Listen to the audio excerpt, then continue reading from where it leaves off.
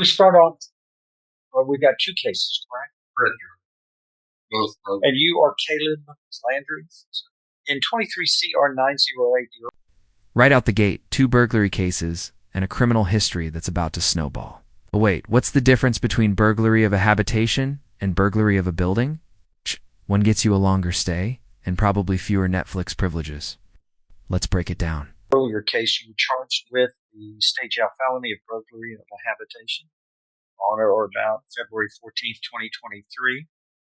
And that carries with it no less than 180 days up to 2 years in the state jail. You understand, if convicted. I think you said burglary of a habitation. I said burglary of a building, state jail, a burglary of a building, not a habitation. A burglary of a building, which is lesser than a burglary of a habitation. That's no less than 180 days up to 2 years in the state jail. Burglary of habitation is a higher second degree felony. Do you understand what you're charged with here in this? And in 24 CR 2225, filed on October 23rd of last year, this states that on September 17th, 2024, that you committed the state jail felony of burglary of a building. It's like the same building owner. The victim is the same as the previous case. Probably discount tires. And Hold up, the same victim? Discount Tires is probably considering installing lasers at this point. But here's a question for you. Should repeat offenses against the same business carry harsher penalties? Drop your take in the comments. It goes on to state that you have, in this indictment, you've been convicted in 2005 of a felony offense of illegal possession of marijuana, a state jail felony out of Harris County, Texas. And in 2015, you were finally convicted in the criminal district court here of delivery of marijuana. And that doesn't affect the punishment range on this, does it? Yes, please, Judge. If he's Two prior state jail felonies on separate. Makes it a third degree. Well, your punishment range is in two things that are problematic. Your punishment range will be enhanced. And here's where it escalates. When prior convictions stack up, the system can enhance your punishment, meaning you're no longer playing in the minor leagues. Wow. This isn't just another charge. It's a felony upgrade with way more prison time on the table. If this is proven true to what would be a third degree felony punishment. State jail felony, but it's punished as though it was a third degree felony under law. And you were looking, therefore, at no less than 2 nor more than 10 years confinement in prison and a fine up to $10,000 can be assessed. Plus, if this is true, you are not eligible for probation in either of these cases. You understand? Sure. Okay, that's should be a lot on your mind here. What are we going to do today? The state is tendered an offer of 12 months or 1 year in the state jail facility. And how much time does he have credit, if any?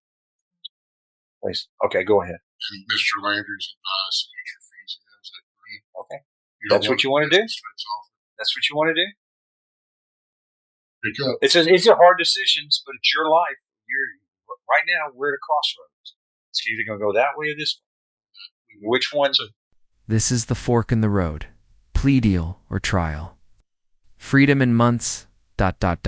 or years. It's like a real-life legal cliffhanger. If you were in Caleb's shoes, would you roll the dice with a trial or take the 1-year offer? To be clear, one thing that hasn't been stated, he is not eligible to receive probation from a jury. I said that. Should he do that, I will, if he continues down that path, I'll withdraw the state jail offer and give the enhancement notice on both cases, so both dealing with third degree. Okay, it wasn't. It wasn't included in the first indictment for some reason. We must have recovered them by the time he alleged to have committed the second offense. He has 17 days credit. That's not a lot. Let me ask something here. What's his bond? What are your bonds? $5,000 each. Probably 5 each. That's he seems. Correct. Okay. When was this bond posted? In 908. I'm looking at July 15th of 2024, correct? Is that right, everybody? That's what I'm seeing. If that's right, then It's he's $5,000 alleged to have committed the second offense while he was in on bond. September. Yeah, we got a bond issue. You committed, according to the grand jury, this second offense after you had been charged, and in this earlier case, and you posted a bond of $5,000. Let's see, stand by. Looks like the amount of bond was fixed at $25,000 on July 20th. I'm looking at another document that says July 20th. He made the accusation on the initial arraignment. There's a 715, a $5,000 on 7 that he paid on 7/15. But then there's a warrant for an arrest, a capious burglary of a building, filed on July 16th. Okay. And the bond was fixed.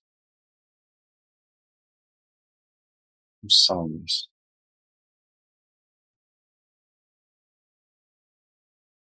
He probably It says the amount of bond fixed by the court in this case is $25,000 here. it was probably the initial arraignment. Didn't postpone. Yeah, it wasn't arraignment. And he got out on accusation after that. Off sometime after he was released on accusation of the bond. But it's showing 5,000. Is that right, Lacey? It's showing 5,000. When he was arrested on And all of this was done, though, before it is alleged that he commits this next crime, 24 CR 2225. he may have been out on the accusation on the second offense. No, the second offense is on or about September 17th of 2024. All this is July.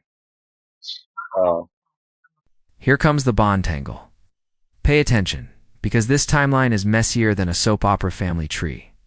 Bonds rearrests, bond surrenders, and a second offense allegedly committed while already out on bond. Judges hate this. And July. Which the initial bonds he made in 908 was made on 7/15 of 24. Yes. Of $5,000. yes. Then what? And then it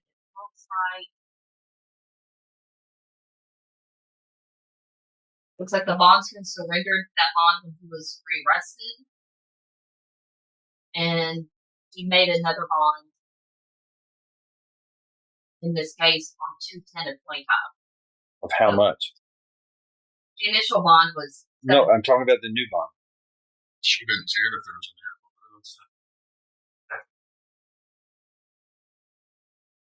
it wasn't an AFR. So it was surrendered. Oh, right. Is it showing it's still 5,000? Yes. Yes. Okay. Still 5,000. Okay. And then when did he post the bond in 24/22/25? The new thing. 10 of 25. What was that bond? 5,000.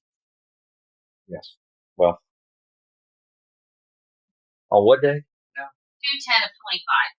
Okay. That's accurate. Mm-hmm. Yeah. That indictment had already been prepared and has those prior convictions, and then you have that. It just slipped. It must have slipped by somebody. See, on this indictment, here's what's, once again, I don't know how this is happening. On this indictment, on the face of the indictment, 7/20/23, that's me writing it. When I get the bond, I'm setting the bond at $25,000 plus a GPS device. Do you even have a GPS device? You don't even have that. I don't know what are my orders doing here that aren't being followed. I don't understand. But this was my orders on July 20th of 2023. Thereafter, those are changed. Or Put up music board. I didn't have anything. you didn't. Yeah, You're always the first suspect, but you've been cleared in this one. Anyway. I don't have any notes to explain, Judge.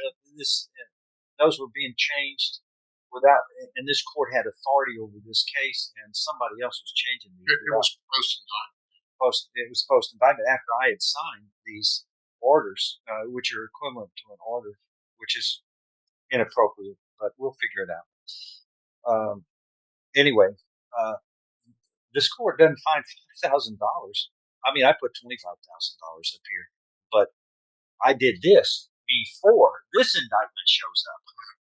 And then this indictment shows up another burglary of a building, which is alleged to have occurred on or about September 17th of 2024, after he was on bond here. Your bond's $100,000 in each case. Plus, you have to have a GPS device as a condition of bond. So, this is irresponsible and of your part. And once you are charged with a crime and the bond is set, and you're presumed innocent unless found guilty. But these are probable cause decisions by the grand jury that you probably committed these crimes, which are what we base bonds on, is the probability a crime has been committed. And we use the circumstances of the case and the criminal history. Your first bond of $5,000 is the same type of offense that you would post a bond. A few months later, you're committing another of the same offense, the same type of offense, as though none of this mattered to you. You weren't taking it seriously. You are now. We're going to take it seriously. You can't just keep committing crimes and think that you can just pay a small bond and not that additional information and additional crime commission. Boom. $100,000 bonds, GPS monitoring, and a judge who's clearly had enough. When you get caught doing the same crime while already on bond for it, that's basically poking the legal system with a stick. And guess what? It poked back. Won't have a bearing on it. It does. So those are the orders. You must have a GPS device, and the bonds are amended to $100,000 each because of your criminal history and the fact that you're committing the same crime after you posted a bond in the first case of a similar matter. Just a few months after that, you're committing the same kind of crime, according to the grand jury. Anyway, that's the orders of the court. Next event, you set these for trial. It'll be set for trial. Thank you. That's what we'll do.